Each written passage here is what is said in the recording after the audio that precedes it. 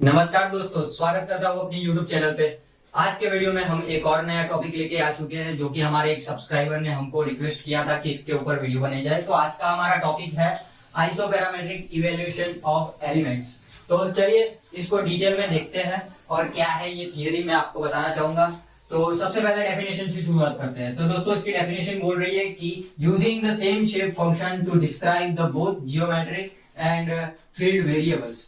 बहुत सिंपल सी डेफिनेशन में आपको समझा देता हूँ कि ये बोल रहा है कि हमने जो शेप फंक्शन हमने पहले वाली जो दो वीडियो CST एलिमेंट की वीडियो में ट्रायंगल के लिए हमने शेप फंक्शन फाइंड करे, तो वो शेप फंक्शन जियोमेट्रिक और फील्ड वेरिएबल दोनों के लिए सेम ही यूज करे जाते हैं, जिसको बोलते हैं आइसोपैरामेट्रिक रिप्रेजेंटेशन या इवैल्यूएशन। मैं आपको एक फिगर ड्रॉ करके दिखाई देता हूँ कि ये एक फिगर है। तो ये जो शेप बन रहा है, ट्रायंगल शेप बन रहा है, ये हमारा है जियोमेट्री। शेप भी बोलो, जियोमेट्री बोलो, दोनों सेम ही है। तो ये हमारा जियोमेट्री है जिसके नोड्स होते हैं दोस्तों, नोड्स। तो ये दूसरा पॉइंट क्या बोल रहा है कि ये nodal coordinate local coordinate system दिखाता है। तो ये जो लोकल कोऑर्डिनेट सिस्टम है, हमको नोड्स मिल रहे हैं, तो ये नोड्स भी शेप फंक्शन से हम फाइंड कर सकते हैं।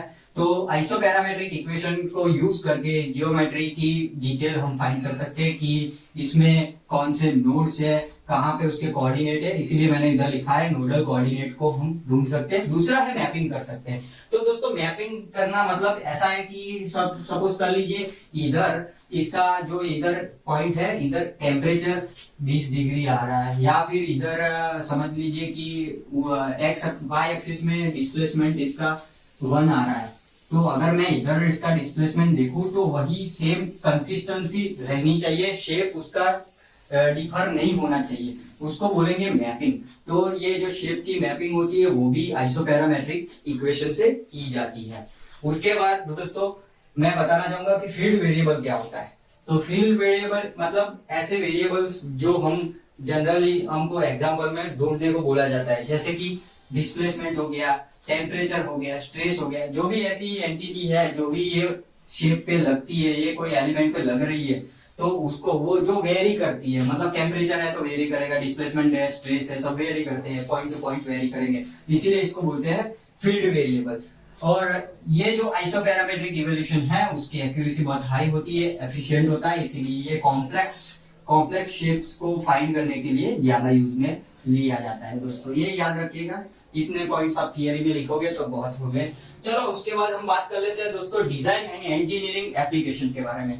तो डिजाइन में और इंजीनियरिंग में ये कहाँ कहाँ अप्लाई किया जाता है। तो दोस्तों जो ज्यादातर एनालिसिस परफॉर्म करने होते हैं उसमें इसका इस्तेमाल किया जाता है, क्योंकि बहुत ही एफिशिएंट और एक्यूरेसी से भरी हुई ये इवोल्यूशन की मेथड है। तो जान लेते हैं दोस्तों, पहले है स्ट्रक्चरल एनालिसिस। तो कोई भी स्ट्रक्चर का एनालिसिस करने में ये बहुत ही हेल्पफुल है, क्योंकि अगर ब्रिज का कहीं कंस्ट्रक्शन करना है तो उसकी डिजाइन करनी पड़ेगी जिसमें कर्व्स होते हैं। अगर कर्व्स है तो कॉम्प्लेक्स शेप बन जाता है वो हमारे लिए, क्योंकि उसको फैब्रिकेट करना, डिजाइन करना बहुत ही मुश्किल रहता है। तो उसमें ये जो एनालिसिस, स्ट्रक्चरल एनालिसिस परफॉर्म करना है, जिसमें आइसोपैरामेट्रिक यूज करा जाता है, फिर बिल्डिंग्स में मैकेनिकल कंपोनेंट्स में यूज करा जाता है। उसके अलावा हीट ट्रांसफर एनालिसिस में भी इसका इस्तेमाल किया जाता है दोस्तों, जिसमें इलेक्ट्रॉनिक सिस्टम, इलेक्ट्रॉनिक डिवाइसेस हो गए, हमारे इंजिन हो गए, और हीट, एयर कंडीशनिंग, वेंटिलेशन, ये सब सारी जो सिस्टम्स है जिसमें हीट आती है तो उसमें ये यूज करा जाता है। उसके बाद फ्लूइड डायनेमिक्स में भी यूज करा जाता है, जिसमें फ्लूइड का फ्लो डिटरमाइन करा जाता है पाइप में, वाल में, पंप्स में, एक्सेट्रा।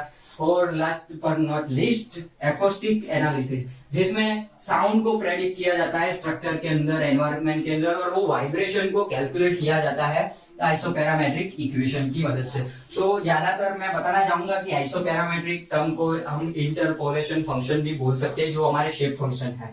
तो आशा करता हूं कि आपने मेरा पहला वाला वीडियो भी देखा होगा, जिसमें मैंने शेप फंक्शन को बहुत ही डिटेल में 1D एलिमेंट के लिए डिराइव किया हुआ है। तो प्लीज अगर नहीं देखा तो वो देखिए, क्योंकि आपको पता होना चाहिए शेप फंक्शन क्या होता है। तो इस वीडियो में इतना ही था दोस्तों, और अगर कुछ आपको नए टॉपिक्स पे वीडियोस चाहिए तो प्लीज कमेंट करें वीडियो के कमेंट सेक्शन में, मैं जरूर से इसके ऊपर टॉपिक्स के ऊपर वीडियोस बनाऊंगा। और